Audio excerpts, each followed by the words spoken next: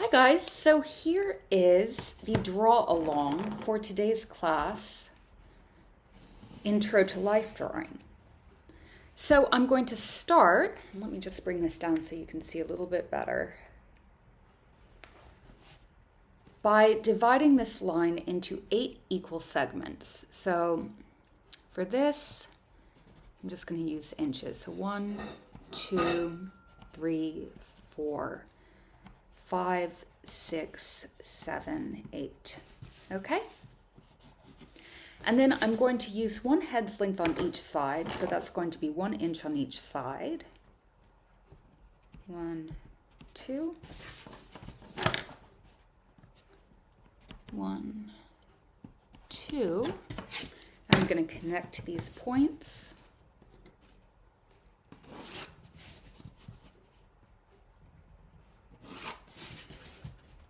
And this is going to give me roughly even squares to start plotting out today's drawing.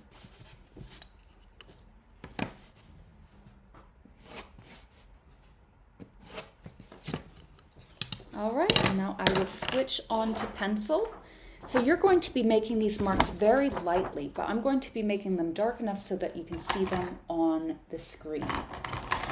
So I'll make these drafting marks in red so that they're a little bit more visible. Let's start with the chin.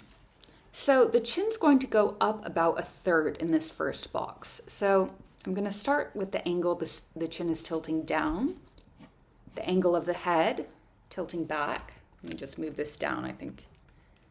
There we go. I think that's a bit better. And then the skull coming all the way through here. Moving down into the second unit, we're going to look at the angle of the shoulders. The shoulders are going to come about halfway down this second unit here. I'm just going to mark off where the shoulder is, the visible shoulder. And moving into the third, place the elbow. The rib cage is going to come right before the bottom of the third. So I'm going to just place the rib cage here. The breastbone coming down like this. Before we come to the fourth box where I'm going to be placing the hips. We can just do this as an oval tilted forwards. Now halfway down the fourth, I'm going to draw a circle for the hip bone before moving down right before the sixth box and placing the second knee, which is coming out a little bit, by imagining a little line kind of tilting from one to the next. I'm going to attach to the side of the hip that leg. And moving down, we're going to get the ankle right before the base of the 8th box. And we're going to have another leg coming down here.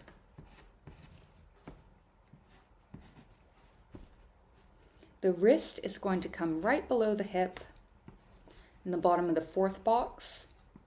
The hand is going to be about the width of the face. Now that I've placed these details in, halfway down this line, I can place a line that's going to show where the eyes are.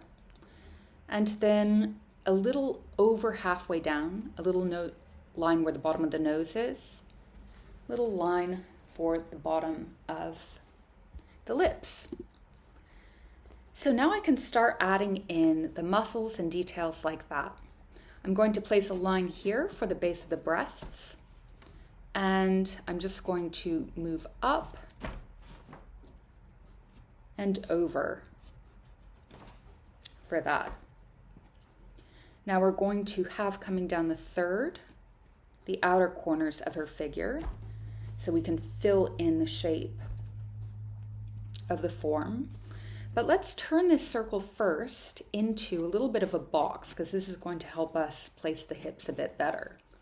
So moving up here, I'm going to turn this more into a box-like shape, this circle, which is going to allow me to place the details a little bit better. And I've moved the rib cage out a bit.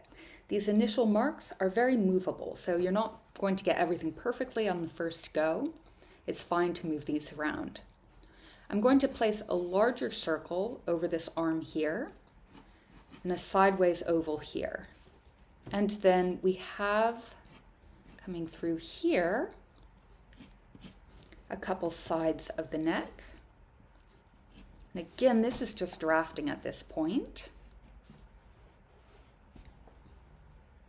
The second breast, since we're viewing it from the side, is going to be more of an oval shape. And because the rib cage is tilted forwards, there's going to be a pinch in the waist before we move on to the legs. So I find it's useful to look at oval type shapes running through the legs. It's fine if you don't know the muscle groups yet, just look for areas where you can see the sides of little ovals running through the figure. And we'll practice this in class so that visualizing this becomes a little bit easier.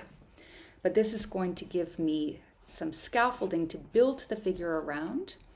And by starting with circles, it means that when I fill in the outlines of the figure, I'm going to be getting the angles correct on both sides.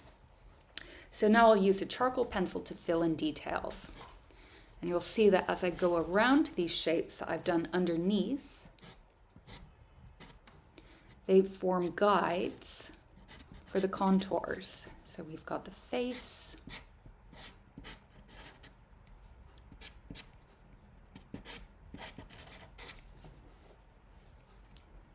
moving down, we'll get to the base of the chin and the neck.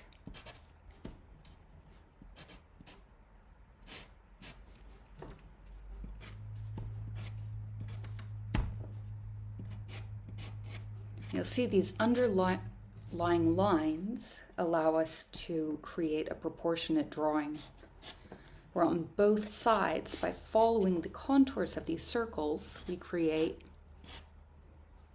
a form that seems to flow together.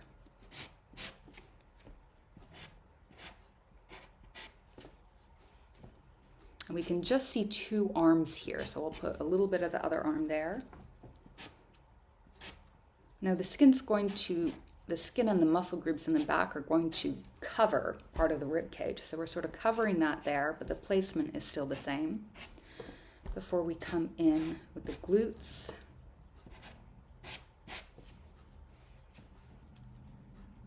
The crotch is going to be just below the fourth unit.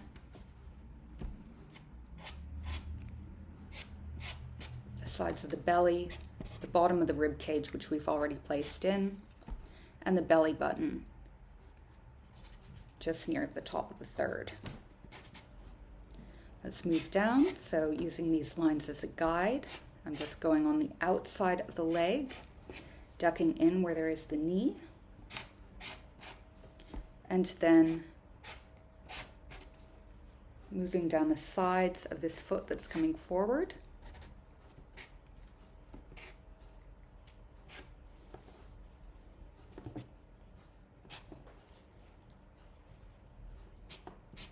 And finally this leg here.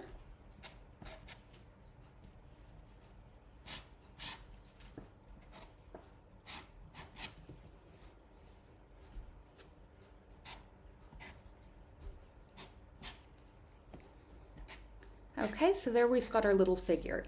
Now these circles that we've done are useful not just for placing the outlines, but for organizing where we're going to put the shading. So I'm just going to use a little bit of smudging here for the shading. I'm smudging along the contours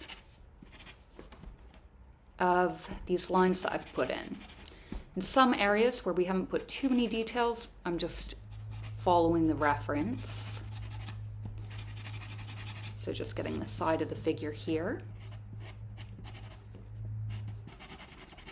But you'll see in certain areas there are going to be indentations that align with these underlying forms that we've placed down.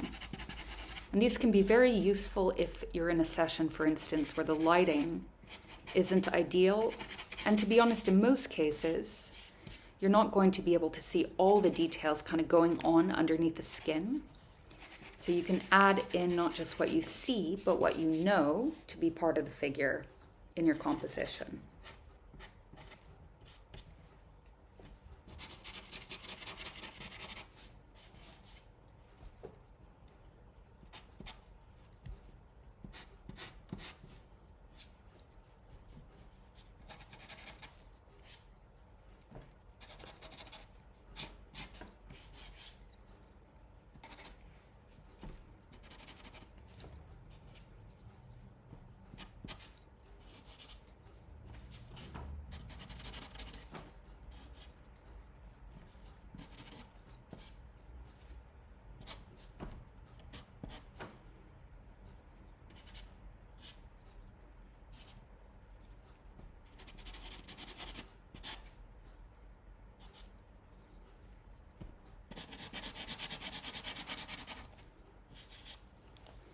And there you have it, the short version of today's draw along exercise. So we'll just mark out the segments. And we'll be doing this a little bit larger in class. So hope this was helpful. Thanks for watching.